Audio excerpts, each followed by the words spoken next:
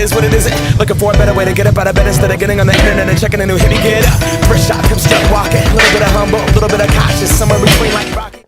All right, everyone, we are back in the studio recording the Evolutionary Health Radio Show, which is not just the radio show anymore. We're actually coming at you with a video this week. So Mike and I have been spending the last hour trying to figure this out, but we're gonna be recording video and audio. So you're gonna be able to find us on iTunes still, and you're gonna be able to find us video on YouTube. The YouTubes. Speaking of which, my mom the other day was like, Brad, do you ever use YouTube? And I was like, yeah, we actually just started putting videos on there, so that was kind of funny.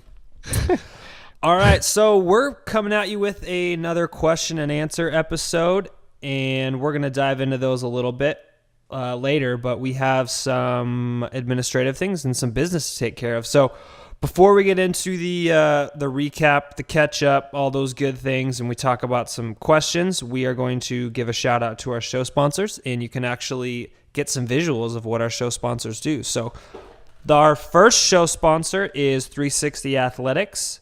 This is Joe Mascaretti's company. It's I don't even know what to say besides it's awesome. They sell gear for training.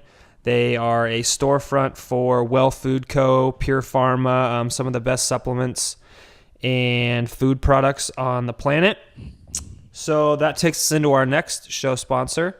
Actually, before we go on to that, I was wearing my 360 Athletic t-shirt today while I hit a PR on my clean. So, Joe, you'd be happy to know that. That brings us to our next show sponsor. This is SFH. They are a fish oil and protein supplement company.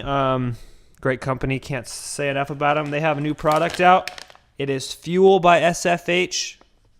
You should check it out. It is a protein powder derived from A2. If you can see that, it says A2 cows, which we will, in one of the next episodes, we'll talk about A2 versus A1 cows and why A2 is superior, and if you even knew there was a difference. This stuff is awesome. I actually just started putting it in my coffee in the morning, and it's got a little bit of MCT oil in it and some protein. So basically, I have myself some bulletproof protein coffee. So it's start my day with caffeine and barbells. Get me some of that. Yeah, Mike, you do need to get yourself some. This is no fair. I go and live in Hawaii, and no one wants to ship me any stuff. It's ridiculous. Sorry. Then we have our next show sponsor, who's also sponsoring our event we're going to talk about in a second. That is Fuel for Fire. Wearing a t-shirt today.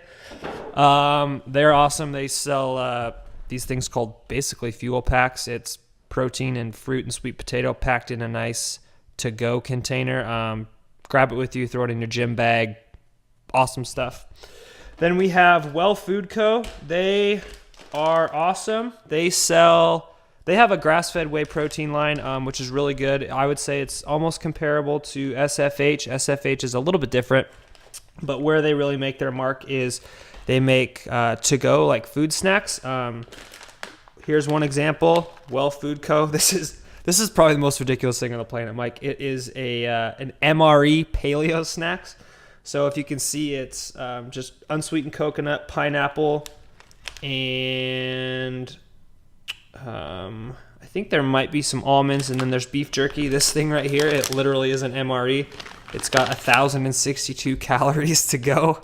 So basically, if you're camping or something or hiking, you need it. They also have these in like a lot smaller packs and stuff. Really good. They also have these things called carne bars, which is a meat bar. It's the most manly thing on the planet. Like, pretty much. Can't even get into that. So those are our show sponsors. Thank you guys so much for all you do for us. Just kind of a clarification. We actually have no like financial affiliation with these guys. We've teamed up with them because we think they have some awesome products that can help you guys on your journey to health, and they help share our message on social media, and we help share their message. So that's kind of how that works if you guys were curious about that. So on to the actual show. Mike, it's been a couple weeks. Last week you weren't here for the interview with Jordan Syatt, which was pretty awesome, by the way.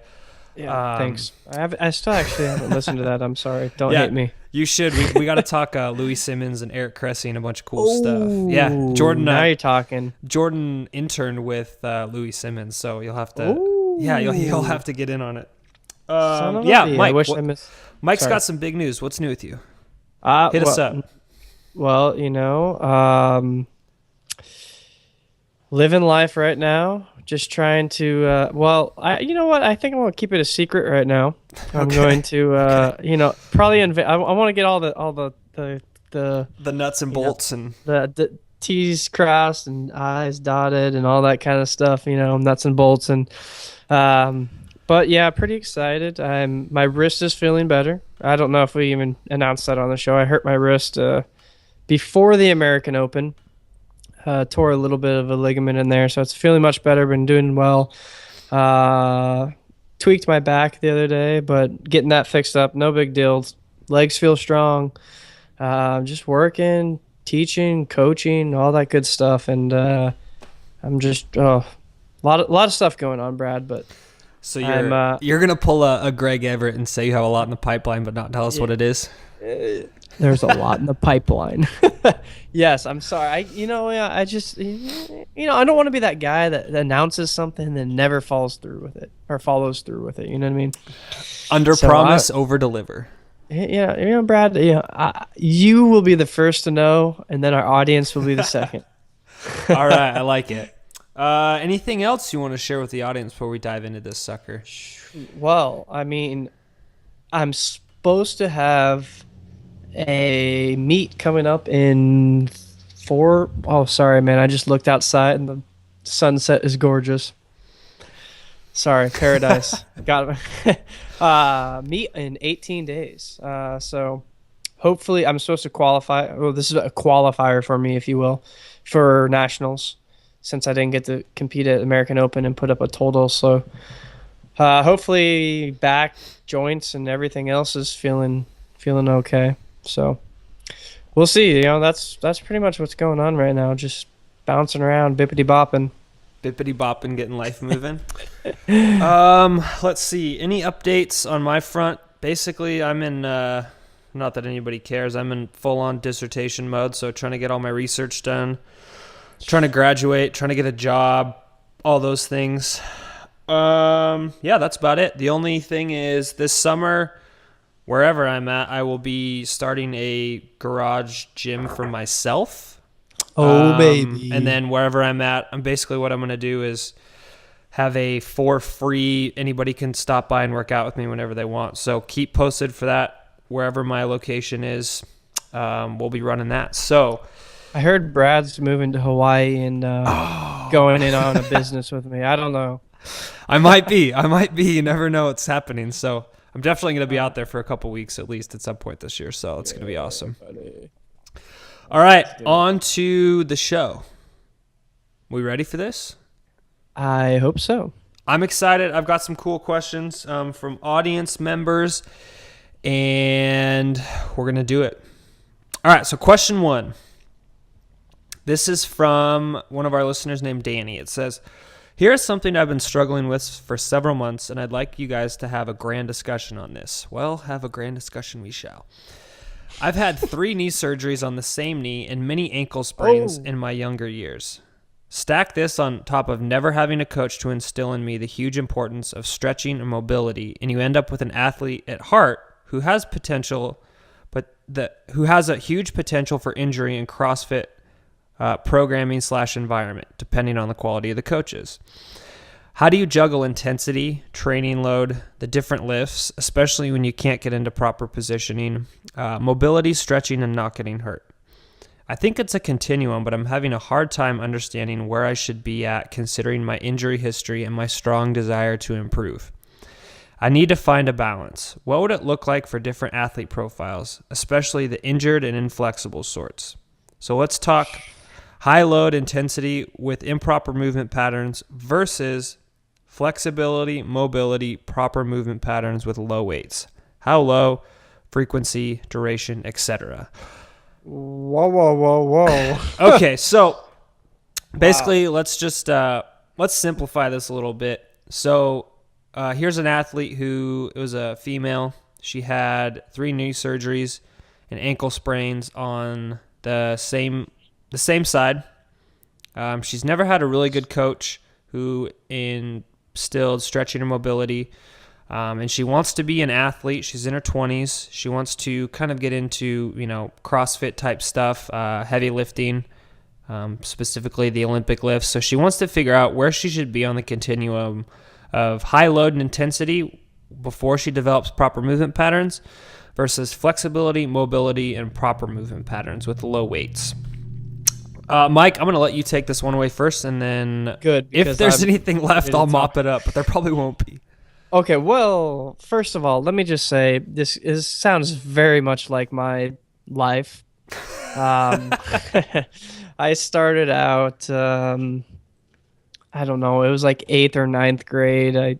I decided to play football for a season just because I thought I was cool, and I destroyed my arm, broke my radius and ulna in half, and had to have surgery twice. Was this before or after the broken bone on the bed incident? Oh, this was after. So let me just go. All right. I have pictures when I was little. I broke my wrist when I was little doing something. I don't know. I think that was when I decided to be an Olympian. Still have that dream, by the way. And decided to practice gymnastics on my parents' bed. Tripped, broke my arm. Then I broke my elbow doing something like kickball after school. Then I went into the surgery breaking. So I broke my radius ulna, had surgery on that. A few years later, went, no surgeries, no broken bones. A few years later, I went into college, broke my fibula, dislocated my ankle, tore the ligaments on the inside, had surgery on that twice. The next year, dislocated my shoulder, had to have labral surgery. Oh my God. I think I went a year till my senior year, tore my ACL, had to have surgery on that. And while I was rehabbing for my ACL, I did something to my hip. I think it was just overuse from all the years, imbalances, compensation, all of this stuff. So it started acting up. Long story short, had to have surgery on my hip for numerous things. So you're talking my story right now. Multiple surgeries, want to be an athlete. All this stuff caused improper motion, imbalances, inflexibility, and all this kind of stuff. So, I ultimately gave up lacrosse because that was the one thing that I was just getting hammered on, So I decided to take up lifting because I enjoyed lifting while I was training for lacrosse. So, not my lifting program in college, I wouldn't say I had a bad coach by any means. He taught us good form and all that kind of stuff. But one thing that I didn't really do a lot of was stretching. So the first thing I'm going to tackle this question, if you want to do something sort of like CrossFit, Olympic weightlifting, that kind of stuff, I think you should start very slow. Technique, proper movement patterns. You want to, everyone, like we did that video about your hip mobility and stuff like that. Everyone's like, there's no magic pill for it. You just got to get in those positions. If you want to snatch better, you have to get in that snatch position. So sit down in the bottom, ass to grass, put the bar on your knees, sit down there, let your hips open up. This empty bar, PVC pipe is kind of hard for me, at least, to do those positions. As I've been doing it for a while now, I can sit, with my hands over my head in the bottom with a PVC pipe. But sometimes you need a little bit of weight, an empty bar, to kind of put you in those positions. So what I'm trying to say is go through these motions. You don't need a heavy load, a heavy, a lot of intensity or sets and reps and all this kind of stuff. You don't need that right away. Just get the motion down, get the movement patterns down. I went to the Russian seminar. I told you that, and a lot of it was empty. I know, right? A lot of it was empty bar stuff. And the next day I woke up so sore. We just went through motions. We went through the movement patterns and hammered it, bar path, all that kind of stuff. Your pull, just do that kind of stuff. And your mobility and flexibility for those motions will adapt as you're getting stronger. Then, okay, add 5 kilos to the side or whatever you want to do and go through the motion. Work on that. Get better. Move on. Kind of progress like that. And that's really what I had to do, and I think that's the proper way, especially for something like a snatch and clean and jerk that's so technical. Um, so that's the first thing. Really just work on your movement patterns. Make sure you can get in those positions. And it's not going to happen overnight. So, I think this is the Danny that I know as well. And she got her weightlifting shoes and she's going to probably hammer it just like we're talking about. So go through those movement patterns. Don't rush it. Don't be that person in the gym that thinks you have to load up the weight and do it improper. So do it right. Read as much as you possibly can about it, and then the intensity, the load, and all that kind of stuff will happen. I don't remember the rest of the question. That was pretty much the whole question. So Pretty much the whole question. Okay. yeah, I guess Mike pretty much hit everything. The only things I would add is definitely, especially when you get into things like the Olympic lifts, and what's really interesting is CrossFit is becoming more and more Olympic lifting with a little bit of Metcon. If you kind of been following it, it's definitely going that direction. But you really have to check your ego at the door. I mean, for me, I know I just, probably about 2 months ago, really started Olympic lifting. Like, I would do it once a week, twice a week, just kind of dabble here and there. I mean, I could do them, but I've really kind of started putting some more invested interest with that in my programming. And it was one of those things where, I had to check my ego at the door, and I started out, my heaviest snatch was 105 pounds. I mean, that's really nothing. I mean, Mike, what was, that first Coog Strong meet that you competed in, what was your max snatch? Wasn't it something around there? I think I did like 60 something kilos. Yeah, so which like was 135 or something. Yeah, somewhere right around there. And now it's 200 something, 220, 225. So yeah, so it's one of those things where you really need to focus on the flexibility, mobility, proper movement patterns. Like Mike said, is you really need to get into those positions. And what's really interesting is you're basically, what you've done is, all these years of injuries is you've spent, 10 years accumulating, improper movement patterns, and then your tissue is adapted to those improper movement patterns. So, just the way the muscle architecture, the tendon architecture, the fascial architecture, all those are, ingrained in those patterns, and they actually look like that. So if you take this slow, flexibility, mobility, proper movement patterns approach, is not only will your nervous system and your emotions adapt, the architecture of your tissue is going to adapt. So definitely focus on that first. And the great thing is your body is really resilient, and it's going to come back pretty quick. 6 months, a year of just really hammering those positions is going to go a long way. And then the other thing is, if you kind of want to have some development of muscle size and things like that, what's really interesting is an article was just published, a review article by Brad Schuenfeld, who his name's going to come up again on the podcast, but that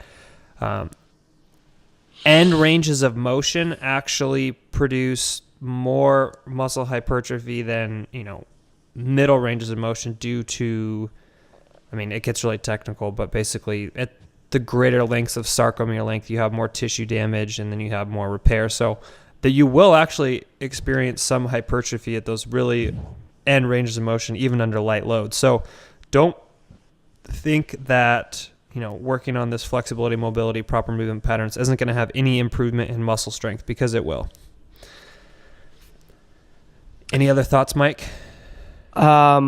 No, I was just going to kind of add too, like I don't remember specifically what you said, but something along the lines of hammer it over time and really improvement. And like with my left ankle that I dislocated, broke, whatever I did to it, the mobility and flexibility or whatever on that was just awful, flexion of it was so bad, and getting into that position hurt. It was just tight, and I'm assuming she probably has something similar because she's rolled her ankles so many times or sprained them. But now it's like it was funny. I don't know why I was sitting on the couch the other night and I was just kind of doing ankle pumps for some reason. I don't know. Getting ready to walk in your high-heeled shoes. Right, yeah. I was doing ankle pump. I was like, wow, I can really pull flex my foot pretty far now. And I used to not be able to do that because I remember looking, I'm like, wow, that's not bad. That's terrible. And I think that's a lot of it. I stretch, I foam roll my calves every time before and after, and nothing crazy, 10, 20 rolls. It's not like I'm, grinding it out, and it's just built up over time. It's those end range of motion. So You evolve yeah. by slow, small adaptations, right, Mike? Ah, you're so smart. Keeps coming back. Keeps coming back. All Yeah, right. so Anything else just on keep this hammering question? it. Just keep hammering those positions. Start small, build your way up. Amen. All right, question number 2. So this inspired some of our Evolve WODs. If you haven't checked them out, you'll get some of these answers on those from the past 2 days. But question 2 was, what is the ideal program for putting on size? I would like to increase my lean body mass, and I want to find the ideal program. So first, we're going to tackle this from a training perspective, a sleep perspective, and a nutrition perspective real quick. But before we get started with that, I just kind of want to say, if you haven't been following a Project Evolve 360, that the ideal program is the one that you can stick to consistently. That's going to be the biggest key. So just take all the following answers with the caveat of you're going to be consistent with whatever program you choose, and you're going to put in the work. So ideal program for me includes these 3 things: training, sleep, and nutrition. So in terms of training, Mike, the other Mike that we had on the show a couple weeks ago, and Mike T. Nelson. God, there's so many of you Mikes out there. We've actually all been one of the most popular names in the world. I know, and my dad's name is Mike. It's kind of crazy. So we've all been kicking around this idea of, how do we put on size? Because we're all men, and we all want bigger muscles. Let's be honest. So Mike, nice. Mike's flexing his biceps right now. That's why you need to check us out on YouTube, not just iTunes. The YouTube. All right, back to what we were talking about. So increasing size is kind of a function of, I really hate to say this, but time under tension actually does have some relevancy to size. Science. Yeah, so it actually does. But more, it's basically how much stress can you put on the muscle, and a combination of volume and intensity. And so increasing size actually relies a lot on strength. So the stronger you are, the greater the load on your muscle, and the greater you can elicit hypertrophy in your muscles. So Mike Nelson actually kind of coined this term, and I'm jealous I didn't come up with it, but strength increases the capacity for hypertrophy. Choke on that one for a little bit, chew on it, spit it out. But so basically the whole idea with that is we want to increase our strength so we can increase our capacity for hypertrophy. So what I've kind of come to the realization when designing a training program based on size is you want to have a huge strength element to it. You want to improve your strength as much as possible. So you want to do that, but then you also want to get some hypertrophy work in. So we can kind of blend these ideas of increasing strength and increasing size simultaneously without really sacrificing either. So what I would do is I would find a program that really focuses on strength. Kind of, either a Wendler 531, a Stupid Strong, just basically any basic really good strength, starting strength from Mark Ripito.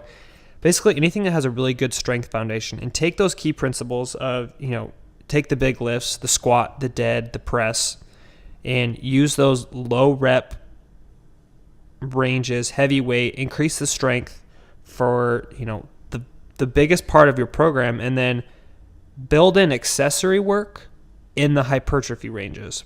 So something, if I was doing like a leg development, I would do like I'd follow a 5-3-1 with my squat. So the first couple weeks it would be a 5x5 on the squat, and then the next couple weeks would be a 3x3 and then a 3x1. So I'm really working on the strength for my first sets, and then after I get my squat work done, I'd go into some hypertrophy accessory work. So I might do some like a 3x10 front squat and a 4x12, weighted lunges or something like that, where you've got leg extensions. Yes. Leg extensions on the leg extension machine. Actually, you know what? I hate that. Those cut your legs up. Yeah, I'm just telling you. And they brutalize you. But yeah, just so focus on things like that, where you focus on strength first, and then you really get your accessory work in that hypertrophy range. That would be my my thoughts for kind of what that would look like. For like a leg day, a chest development day, I would do, either a bench press or an overhead press. Probably would stick to an overhead press for a while, since it's probably something you're not doing, and then get your accessory work in where you're going to hammer the chest, because believe it or not, a bench press is not the best way to build your pec development. If you're bench pressing correctly, you're going to be using more of your a lot of your triceps. So if you want chest development, do your hypertrophy range with like things like flies, or even dips. Dips are going to be more pec activating than a bench press. So, I would do like a heavy overhead press, and then, follow the 5-3-1 template, and then do some accessory work in the hypertrophy range with like a dumbbell fly, a weighted dip, whatever you got for something like that. So Mike, before we go on to sleep and nutrition, do you have any thoughts on programming for size? No, I really liked what you said, because right before you even said it, I was going to say like something like the 5-3-1 that even in the ebook it says, boring but big, and it's the strength first, and then you do like a drop set. I think it's like 50%, like 5x10. It's boring, but it's going to make you real big, and it just blows your muscles up. You go really heavy up to 90% for however many reps that you can get, I guess, and then you drop down and crush 50% for 10 reps for however many sets it was, 3 to 5. Yeah, and then those accessory lunges and flies and all that kind of dumbbell work. That's what I used to do when I was bodybuilding-ish, doing my cut, trying to look good, beach bod. Kai Green, baby. If you want some motivation before you lift, dude, whatever your CrossFit, weightlifting, bodybuilding, dude, Kai Green always gets me going. Yeah, he does.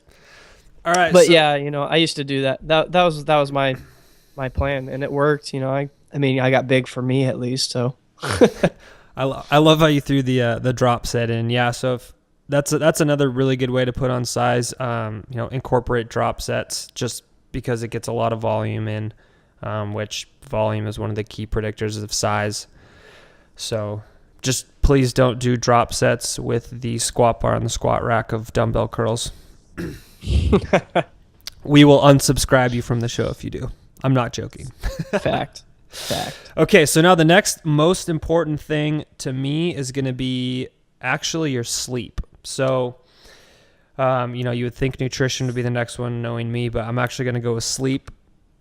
I really just can't stress it enough. If you're not getting at least, I want to say at least 8 hours of sleep, but man, I go back and forth. 8 to 9.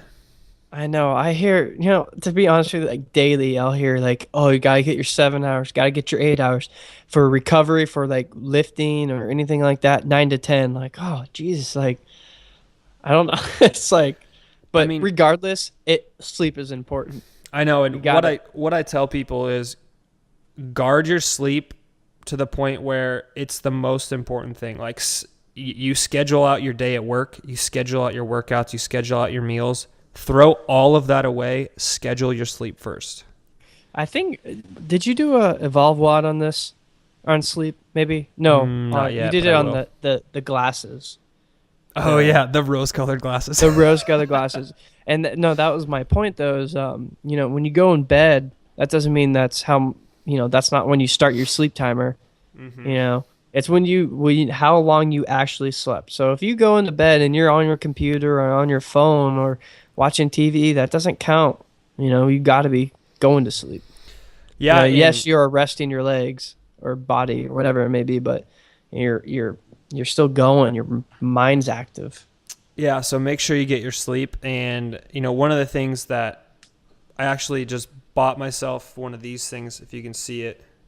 It's a Fitbit Force, and it's like it counts your steps and all that kind of stuff and like calories burned. But the main reason I bought it is, my life's pretty crazy. I have a lot of different things going on, and I was getting really bad about my sleep. I'd go to bed at 10:30, but I wouldn't fall asleep till midnight, and I'd be up at 4:30 for whatever. And I was just, wasn't making progress in the gym, was having some issues with, just a lot of different things. And I was like, I just need to start tracking my sleep. So this thing, basically, when I go to bed and I put everything away and I'm like going to sleep, I just hold the button on the side and it turns it on and it tracks my sleep as I sleep at night. And then in the morning, I just hold the button again and it'll actually tell me how many times I woke up, how many times I was restless, how many actual hours of sleep. So, tracking your sleep's a good thing because most of us don't really know how much we're actually sleeping. Wow, dude, it actually tracks how when you wake up and stuff. Yeah, let me. Dude, that thing is gonna be going off if I got one. And it's got an app on my phone. So, oh, jeez. Let me show you my sleep pattern. So, this is what it looks like. It shows you how many hours, how restless I was that night. Yeah, dude, I would be restless because, like I told you earlier, how many surgeries I've had. Imagine how achy I am at night. Yep. Okay. And then nutrition. So basically all I have to say with this is make sure you're eating enough calories. I personally have issues with this. For me, it's, for the last 4 years, I've been trying to put on weight. And for the last 3.5, I have been extremely unsuccessful, to the point where it was getting really frustrating. And it was just too many salads. Mike, you're absolutely correct. I mean, hey, let's be real. I love salads too, not just because they're good, but because they're good for you. Mm-hmm. But like you said, you gotta have the calories. And you can't. I mean, it's tough to. Sorry, my dogs are going crazy in the background. Hey, they're going to be stars on the introduction for our video show, by the way. So, yeah, but you can continue what you're saying. I made my point. No, yeah, Mike was, I mean, I ate a lot of salads. I ate a lot of green leafy vegetables, trying to be healthy, focusing on body composition. But, if putting on size is your main goal, you got to start eating something with calories. So, make sure, don't let them be garbage calories because you'll put on garbage weight. We can talk about the myth of is clean eating really true or not, and I hate that argument, but we can talk about that at some point. But yeah, make sure you're getting good calories. Throw in an extra meal if you have to do it through. For me personally, I know I'm not a huge supplement person, but one of the ways that I've been trying to get in more food and more calories is through, I have an extra shake a day where I just take some of this grass-fed whey protein, throw in some healthy fats like some almond butter, and then I usually throw in some green leafy veggies. I throw in some kale or some spinach or something just to get a little bit of extra stuff. So I just try to get a high-calorie protein shake just in because I can handle that more than I can handle sitting down and eating another meal. Right. Yeah. This might be maybe somewhat controversial, but you got to eat till you feel like you're sick. I mean, that doesn't have to be, like Brad said, garbage calories. It shouldn't be. I got a lot of Whole Foods gift cards for Christmas. Nice. So I've been going awesome. to Whole Foods. Yeah, I've been going to Whole Foods a lot and just, I make sure it's a good combination, but that box is full. Some of those food bar boxes I fill up, man, $18. It's a lot of food. It's a lot of food, yeah. But you know what? I know I'm training hard, and I know I need it. And if I didn't have it, I'd either be shrinking because I'm holding weight right now, and I feel like I'm still pretty lean, but my muscle mass is kind of coming around now. So, which is what I guess I want. That's funny, Mike. The other day I had 2 training sessions in one day. I had a heavy lift, and then I did some some sprint intervals on the rower, and I was just starving, and I went to the co-op here in Moscow, and Mike's been there before, and I loaded up I got a bowl of salad, and then I threw on some roasted sweet potatoes and a bunch of other stuff from the case, with a bunch of stuff, and I went and I checked out, and it was a $21 salad. I feel like Moscow is probably I was cheaper oh than my god.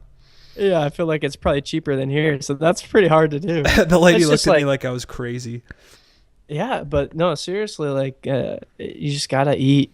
It's to the if you want to gain weight, you have to eat and lift hard Yep. and sleep. Lift big, sleep big, eat big. Fact.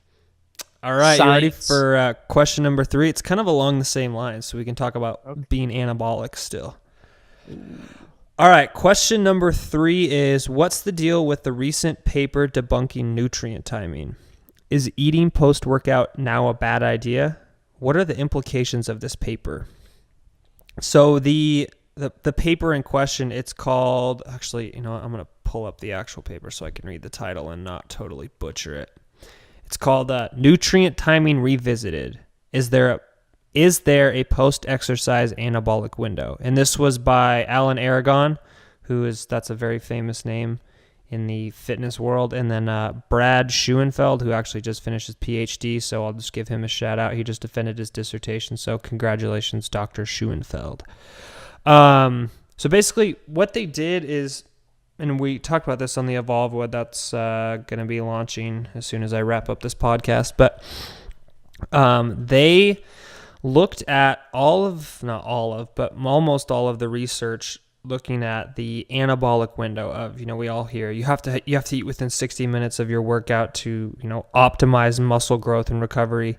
So they did a meta-analysis where they took a whole bunch of all of the research regarding it, and they looked at the outcomes, and they compared the outcomes of studies that looked at, feeding in the anabolic window, which was, less than an hour post-workout, or having a feeding over 2 hours. I think that's what it was. I can't remember the exact numbers off the top of my head, but that was the gist of the paper.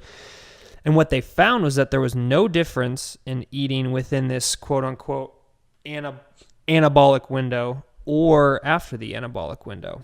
And so this has kind of caused a lot of stir on the internet of, now there's no anabolic window, so what does that mean?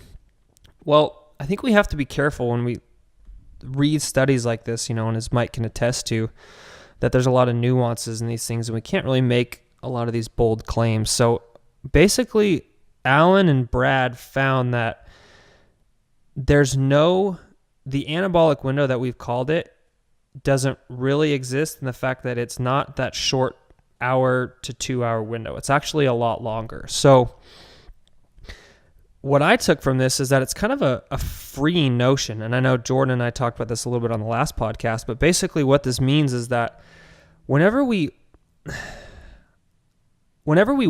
exercise, specifically heavy resistance training, is we've created this environment in our body that's going to be, if we feed it properly, will provide an anabolic response. So we're actually going to be anabolic afterwards if we feed it appropriately. But what they found is that this post-exercise anabolic window is actually a lot longer than we thought, which makes, if you really drill down into the mechanisms of muscle repair and mRNA and protein synthesis and all those, super nerdy terms that nobody really gives a crap about.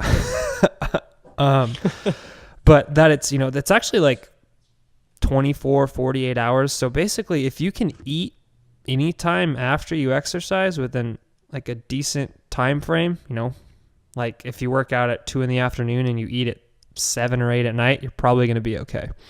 So it's kind of just like, it's freeing. You don't have to eat right away, but there's still an anabolic window. It's just longer than we thought. Mike, have you been following all this nonsense that's been floating around the internet lately? I haven't. I feel like I might have seen something about it, but I haven't read anything about it. But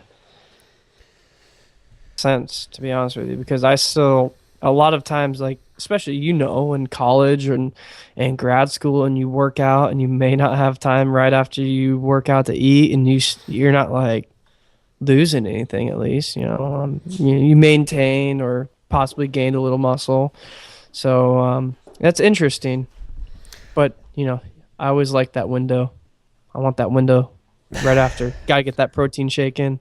Yep, now it's just a little longer. So if you want to find out more, like specifically from the horse's mouth, Brad and Alan actually did I think it's called Breaking the Muscle Code with Adam Bornstein, the guy from Men's Health. They actually did a little interview, so you can go check that out. Just Google, I think it's Breaking the Muscle Code, Alan Aragon, Brad Schoenfeld. Oh, there goes my phone. All right, question number 4. I have a lot of inflammatory conditions, including arthritis, eczema, and low back pain. I've been fairly sedentary over the past few decades, but I'm starting to get into an exercise program. I go to the gym about 3 times a week and spend about an hour on the treadmill or elliptical, and I'm working on my cardio. Do you have any recommendations for exercise for reducing inflammation? Also, what supplements can you recommend for inflammation? I know Advil or Tylenol can help, and I currently take both of those. Thanks. All right. So gluten. Mike said it before I did. I knew it was coming. First of all, I think it's awesome that you've started exercising again. Definitely. You go into the gym three times a week and spend about an hour on the treadmill or elliptical, and you're working on your cardio. I think that's awesome. If I had some recommendations to help reduce, inflammation, specifically arthritis and low back pain, I might actually cut down a little bit on the treadmill and elliptical time and start throwing in some, resistance training or strength training. Just for a couple of reasons is, a lot of the chronic cardio can actually make things like arthritis and low back pain worse.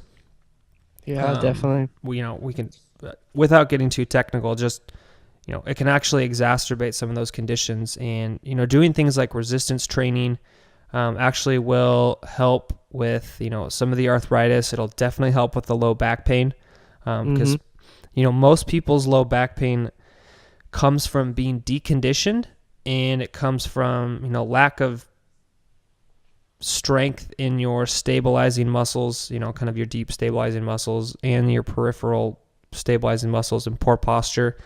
And so that's one of those things where you really need to kind of find a good program for low back pain. And, you can more specifically look up things like that, but definitely start including more resistance training and maybe, cut down to a half an hour on your cardio and, do a half an hour of resistance training. Doesn't have to be crazy. You don't have to go squat 400 pounds tomorrow. Just maybe start with some body weight stuff and just work into that. Shoot.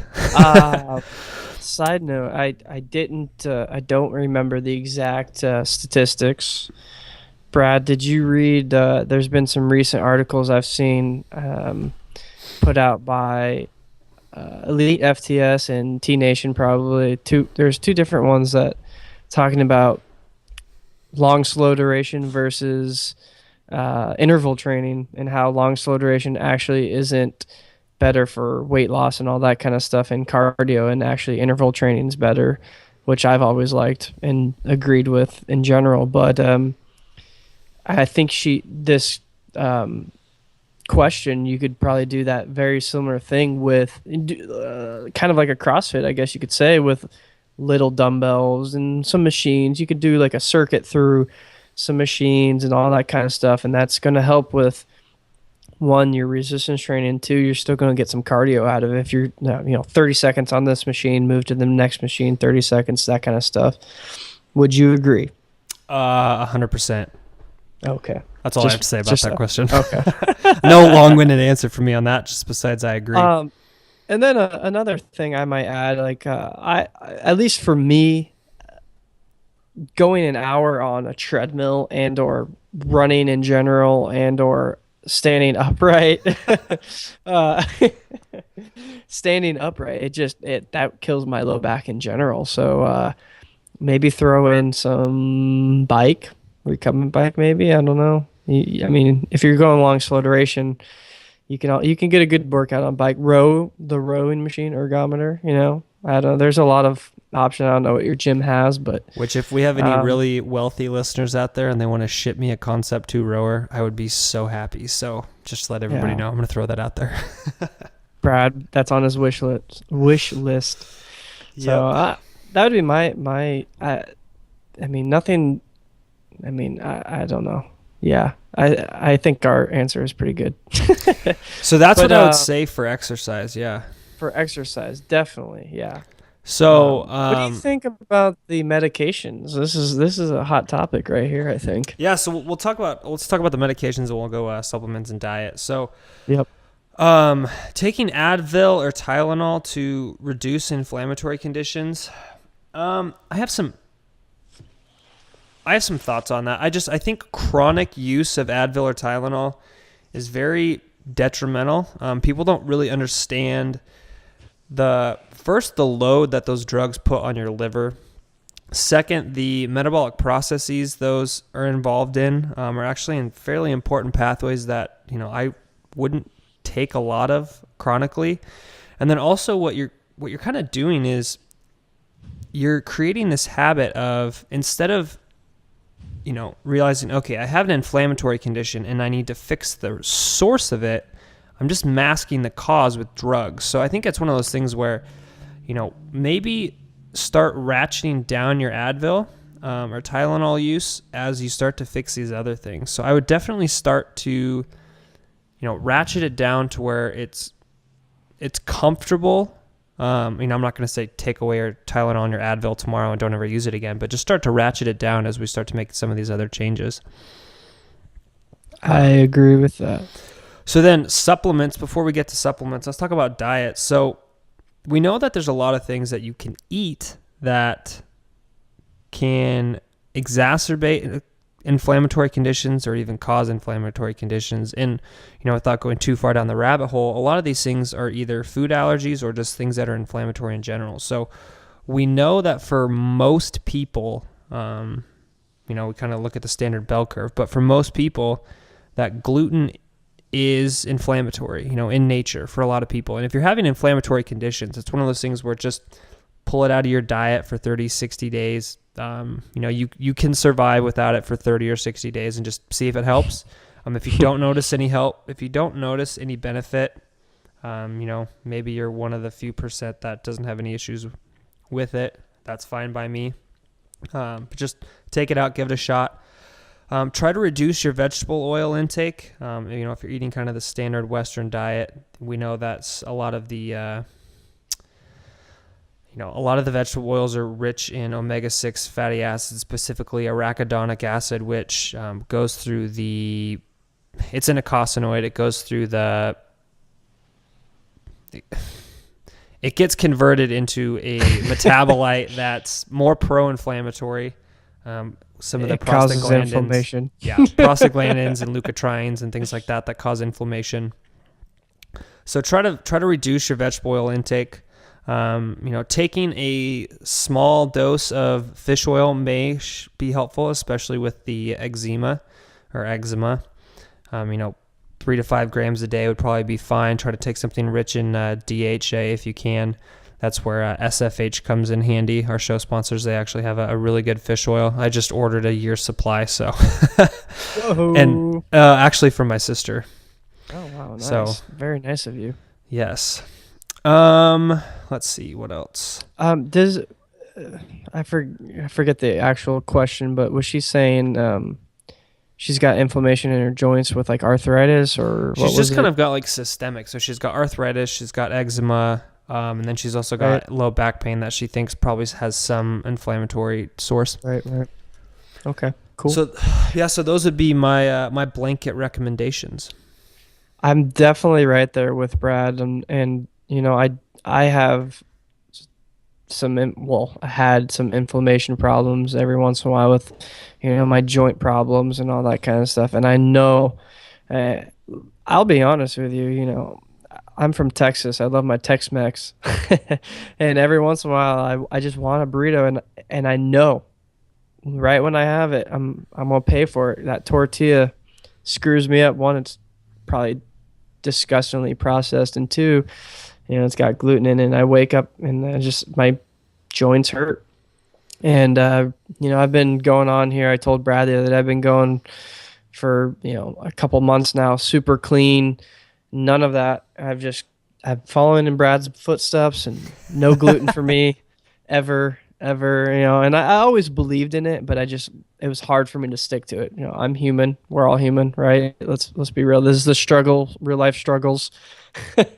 So, I think that's one big thing that's really helped me is really just got to clean your diet up. That's what runs your body, is the food that you put into it, right? So Amen. try that one. Tweak your exercise program a little bit, and I think you're going to be golden. All right, we have one more question we're going to get to, but we're going to take a quick break real quick to plug our show sponsors again, and we will be back with question number 5 to wrap up the show.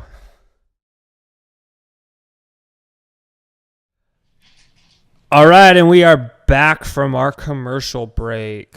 Okay, so question number 5, I believe, is actually we're gonna go with 2 questions real quick. I'm gonna talk about one that Mike sent me an email on the other day, and then we're gonna talk about weightlifting shoes. So, Mike, you sent me an email not too long ago with an article about fish oil being bad for cancer. Yes, I did. So this is, just kind of one of the reasons I wanted to bring this up was, so Mike sent me this article that was in like one of those pseudoscience journals, like a Life Extensions or... No, it's actually, I guess kind of. It's like, yeah. It's like a medical magazine, not really. It's like a medical journal. magazine. I think only doctors get them. And the guy is a doctor or something. I forget. I think he's orthopedic, but yeah, my fiance's father gets this magazine, so that's a little background. Yeah. So basically, Mike sends me this article, and it said, we shouldn't prescribe fish oil for people with cancer because it increases their cancer rate like 400% or something. I can't remember the exact numbers off the top of my head. But it's, it's one of those things where this article made all these claims about this research, and then it's basically made a blanket statement of we shouldn't give fish oil to people with cancer because it increases, cancer production or increases cancer growth by 400% in humans. And this kind of bothered me because, this is in a journal that doctors read, and, they read this and they think, oh, okay, well, now we can't prescribe fish oil because of this. But, they cited 3 papers, and what was really interesting is they didn't, if you notice, they didn't give the title or anything. They just gave the journal name and the year and the issue, and it took me like 2 hours to dig out these 3 articles because I had to figure out the names of them. Right.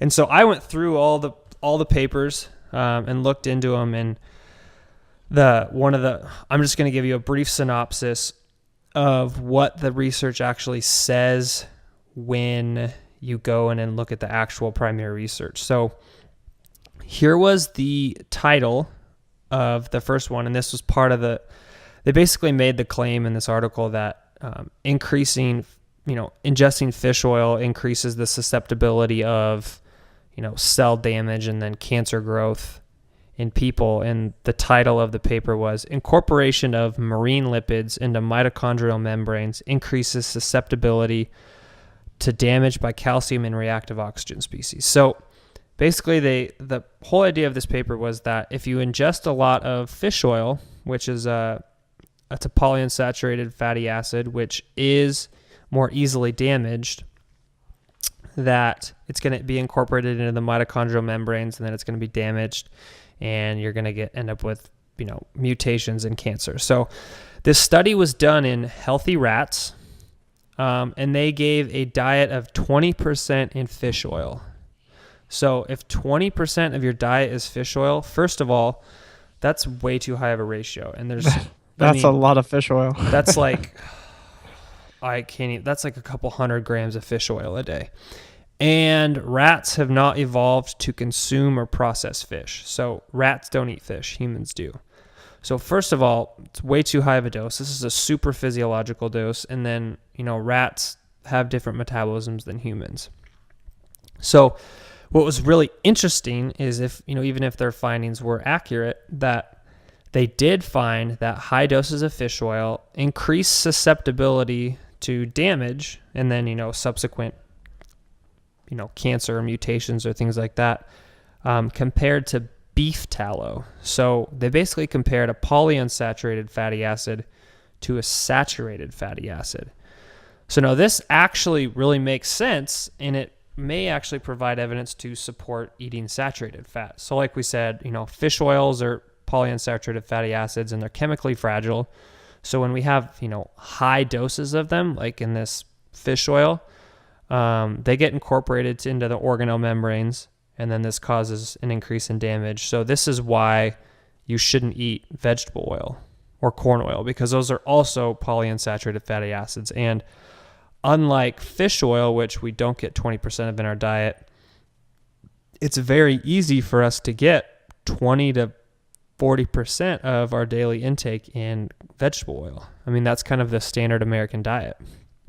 Now, interestingly, since beef tallow was less susceptible, it's a saturated fat, it's more chemically stable, and reduces oxidative stress damage. So maybe saturated fat intake is actually protective, which is the opposite of what we all say red meat causes cancer, but maybe healthy grass-fed red meat may actually reduce mitochondrial damage and cancer.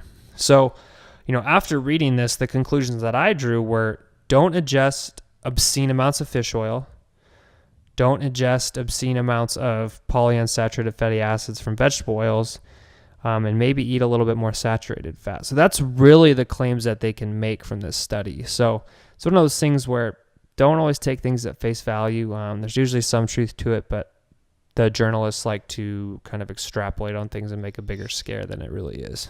Yeah, I'm glad you pulled up these actual articles, Brad, because I read this thing and I'm like, come on, like, and I don't have access to, PubMed or anything like that anymore.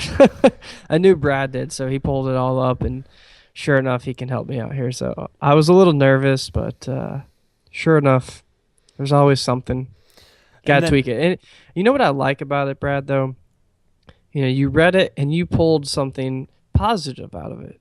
It wasn't like, because a lot of these articles, they tend to get so negative. Pull something positive out of it, Brad. Yeah, if you read all the headlines for what they're worth, basically we can't eat anything. I know. It's like, just be reasonable, people. Come on. Right. All right, so the last question before we wrap this thing up, Mike's got one. This is I guess this could be a short or long answer question, but I was reading some little article, and God, I don't even remember what it was about, but it started going into deadlifts and how you should never do them with weightlifting shoes because the heel, and you want to be flat on the ground, yada yada yada. The weightlifting shoe is good for the solid bottom of it, the hard sole, but you're too high up. And I'm thinking, how I was confused because, okay, let's take a raw power lifter. I don't know. I'm not into powerlifting, but let's say a 700-pound deadlift. That's pretty big, right? That's a pretty damn big raw powerlifting deadlift. Let's take some of the top weightlifters who do clean deadlifts or regular deadlifts in weightlifting shoes, and they're pulling, maybe a top one is 300 something kilos, and that's pretty damn close to 700. So where where in the literature is it saying, I guess maybe I want your biomechanics experts here, is could it be different to be pulling flat footed, barefoot chucks or whatever versus uh, in a weightlifting shoe? Is there really that big of a difference with loading the hamstrings? So this question is, I guess I'm going to come at it from a little bit different perspective. Is one, the deadlift in Olympic lifting and the deadlift in powerlifting, I don't even consider the same lift. Well, here's the thing. Yeah, I completely agree. Clean deadlift versus a traditional deadlift. But let's say I don't know. I can't even find it right off the top of my head. But I know Klokov and a lot of these guys actually do a very similar traditional deadlift, high hips, pull. But anyways, sorry. Continue. I was just So, go ahead, sorry. I mean, I guess if we were to say, if you're just deadlifting, let's say we just take an athlete and put him in a standard deadlift position and put him in, flat-soled chucks or bare feet versus, putting him in weightlifting shoes. I think the differences are going to be, it's an interesting question because you're elevating the heel slightly. So you are kind of changing the shin position, which, when you do a normal deadlift, you're pulling the bar, you're setting the bar against your shin basically, and you're pulling it vertically up. And you have more of a straight up and down shin position. Whereas, when you're Olympic lifting, the bar's a little bit more over the toes of your feet. And when you pull the bar, you're actually driving your knees back. Whereas in the deadlift, you're really not driving your knees back. You're just pulling the bar straight up. So I think if you're just deadlifting for deadlifting's sake, I think the issue with wearing Olympic lifting shoes, I think if you want to argue hamstring activation, hamstring cueing, quad activation, all those things, I think you're really on shaky ground for your argument of saying, there's going to be a huge difference there. I think what it's really going to come down to is just that whole idea of, forward lean in the shin position versus vertical lean in the shin position, and just the whole dynamics of that, getting the bar from the ground to the knees and how your knee action is. I think it does change the mechanics of the lift in terms of, hamstring activity and hamstring force production and all those things. I don't know the numbers off the top of my head, but I would just think that you would have some differences in terms of shin position from that first pull. I don't know, Mike, what are your thoughts? I don't know. I mean, my thoughts I think there's just kind of like I don't know which sport's better type of thing. I don't know because listen, like, a deadlift is kind of a deadlift. If you can pull the weight off the ground, who cares what kind of shoes you're wearing and where your hips are set? If I can clean deadlift just as much as you can traditional deadlift, am I going to get disqualified in a meet at a powerlifting meet? I don't think so. I don't think it really matters, right? I'm pretty sure there's not a rule about that. So I'm really kind of confused. Like, I guess if you could make the argument, maybe I'm not getting as much out of the pull. If I had flat shoes, I could activate my hamstrings more, whatever that may be, and pull more weight. But shoot, I don't know. I couldn't think of a reason why it would be that big of a deal. I even know a client of mine who dabbles in a little bit of everything, and she did a powerlifting meet, and she pulls 300 plus as a master powerlifter, and she was wearing her weightlifting shoes for squatting, and then they're kind of like in the back room when warm-ups, like, why are you wearing those for deadlifts? So she changed to her flat shoes. I'm just like, what is it? She pulls very, very much like a clean pull, and that was always been her deadlift position. So I don't know. I just thought it was an interesting question. Maybe if anyone that's listening has an answer, tweet us, call us, or maybe not call us, but we might get Facebook a much better answer because, and this will be a good way to wrap up the show. Our next episode, we have a guest professional powerlifter coming on the show. Oh, what? So yeah, we're gonna wrap up the show there. Oh, next week dang. we have Jennifer Petrosino coming on. She is a professional powerlifter. She works. She's actually a strength conditioning coach at The Ohio State University. Oh, She Buckeyes. writes and teaches for Elite FTS. And more near and dear to my heart is she works in a research lab and she does a lot of cell culture stuff. So we get to talk caffeine, barbells, and nerdy research stuff. Caffeine and kilos, baby. So if you guys aren't tuning in regularly, do not miss next week. It's going to be probably one of the best shows we're going to have. So I'm excited. Jennifer, hopefully you're listening to this. We are stoked to have you on the show. Jennifer, please answer my questions. Can I please deadlift in my weightlifting shoes? I want to know. You just have to wait till Saturday to find out, Mike. Gosh, dang it. Okay. All right. Well, that's the end of the show. We're going to wrap this up with, oh my gosh, Mike, we almost forgot to plug Squat for Cancer. Oh, how could we forget? During the month of February, Mike and I are raising money to improve cancer research for kids. Basically what you get to do is you buy a t-shirt, a pretty awesome t-shirt that says Squat for Cancer. And then you enter a contest. You squat during the month of February. Whoever squats the most amount of reps and weight wins sweet prizes. You get fuel packs from Fuel for Fire. You get fish oil from SFH. You get gift cards to the 360 Athletics store. And I will personally throw in a couple carne bars for you from Well Food Co. I believe one of my clients is throwing in a Sonicare. So you get a cool toothbrush. You get to be anti-inflammatory. You get to be fueled up. You get to have clean teeth, and you get to buy a sweet T-shirt from 360 Athletics. So I would like to throw out to a couple people I've told this about. They were kind of worried because they thought it was going to derail their training a bit.